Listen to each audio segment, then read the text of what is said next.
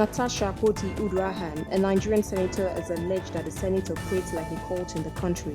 Recall that Natasha Akpoti was suspended after she submitted a petition accusing Senate President Godswill Akpabio of sexual harassment. While speaking to BBC, the Nigerian Senate has instilled fear in everyone, including the opposition, hence no one can stand up for themselves. She said, Natasha will ever disclose that many people are quiet due to fear of the institution and the Senate President Godswill Akpabio. Natasha further disclosed that anyone who challenges the Senate President is at risk of losing their privileges, hence the silence from everyone.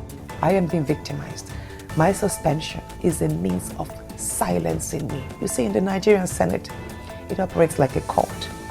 Even the opposition have been silenced. You wonder, why is the Nigerian Senate not as vibrant as that of South Africa's or Kenyan? I mean, there are other parliaments we see. There is this culture of fear. Fear of who? Fear of the institution, fear of the leadership, fear of the Senate President.